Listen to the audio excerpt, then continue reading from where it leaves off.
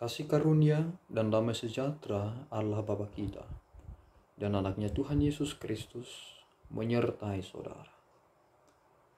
Amin. Shalom, saudara-saudari yang terkasih di dalam nama Tuhan Yesus Kristus. Senang bisa menyapa saudara di tempat saudara berada hari ini. Dalam dimensi yang berbeda, tetapi dalam dunia yang sama.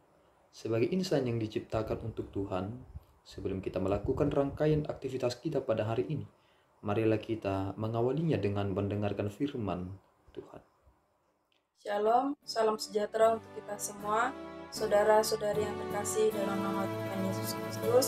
Renungan hari ini yang diangkat dari Yosua 1 ayatnya yang ke-9.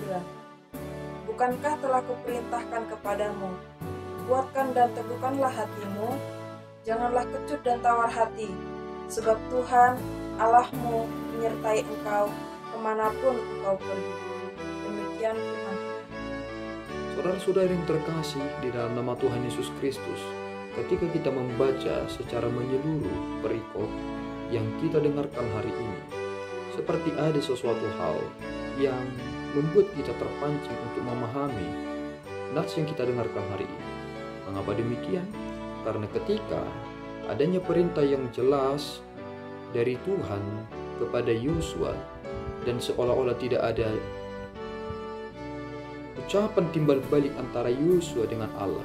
Tetapi mengapa tiba-tiba nats hari ini seperti pertanyaan yang dikatakan oleh Allah kepada Yosua, bukankah telah kuperintahkan kepadamu, kuatkan dan teguhkanlah hatimu?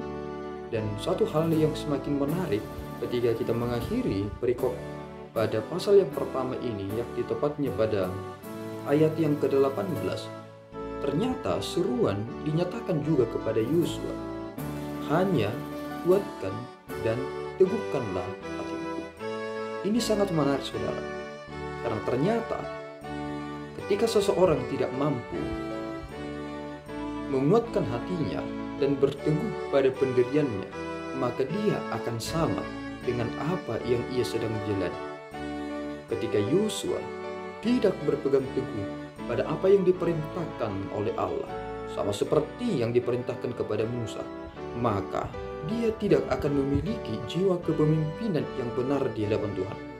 Perhatikanlah baik-baik bagaimana Tuhan memerintahkan kepada setiap pemimpin itu, kuatkan dan teguhkanlah hatimu.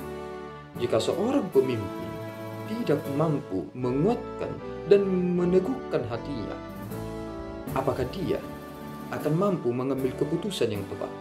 Ternyata kita melihat satu hal, jika seseorang tidak mampu menguatkan hati dan meneguhkan hatinya, maka yang terjadi adalah kecut dan tawar hati akan melimpah dia.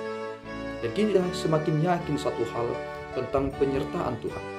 Jika ketetapan itu dinyatakan oleh Allah kepada Musa dan diikuti kepada Yosua, bahwa ketetapan Allah itu adalah tetap untuk selama-lamanya dalam bentuk hukum yang dinyatakan itu, sehingga barang siapa yang memelihara itu, dia akan beruntung. Konsep beruntung di sana bukanlah konsep nasib yang dipergunakan oleh banyak orang terkait tentang mujurnya hidup seseorang. Tetapi ketika kita melihat satu hal, bahwa memang murka Tuhan melanda mereka yang melawan otoritas Allah, yakni hukum Tuhan tersebut.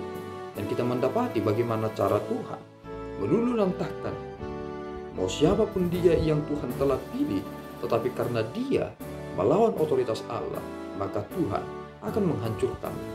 Dan ini menjadi sesuatu hal yang perlu sekali kita perhatikan dalam hidup ini.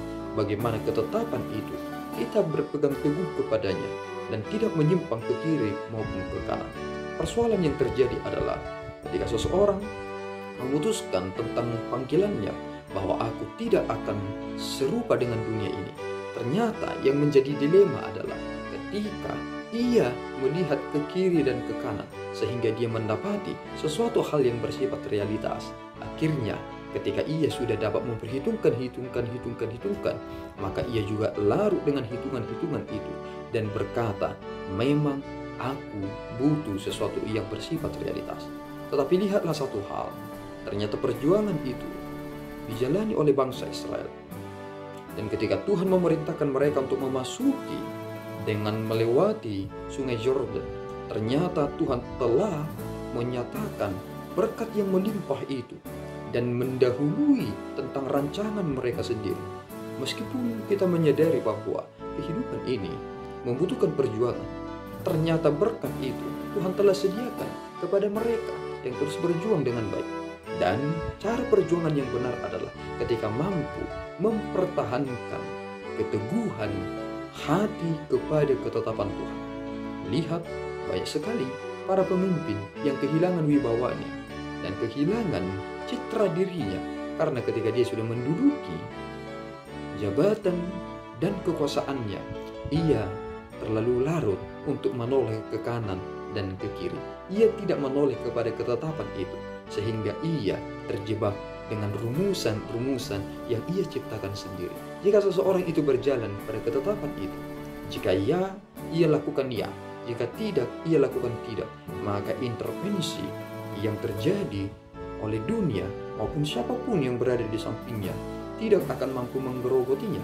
Jika seseorang menyimpang ke kiri dan ke kanan, padahal dia mengetahui kebenaran dan ketetapan itu, maka ia akan sangat menderita, sebab ia tidak dapat lagi memutarbalikkan kewibawaannya, sebab dia sendiri yang merusak citra dirinya.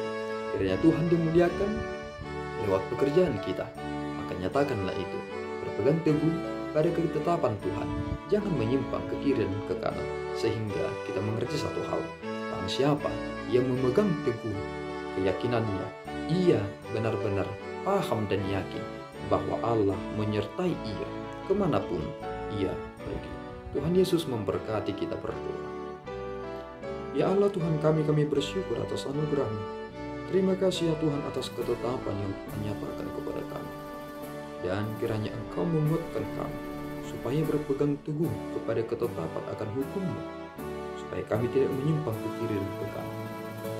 Jangan jadikan kami Tuhan menjadi pribadi yang kecut dan tawar hati karena ketidakmampuan kami mengerti maksud Tuhan. Tetapi nyatakanlah Tuhan dalam kemurahan hati Tuhan. Terima Tuhan pujian kami dalam Yesus, kami telah berdoa dan mengucap syukur. Anugerah Tuhan kita Yesus Kristus, kasih setia Allah Bapa, dan persekutuan Roh Kudus menyertai saudara. Amin. Tuhan Yesus memberkati.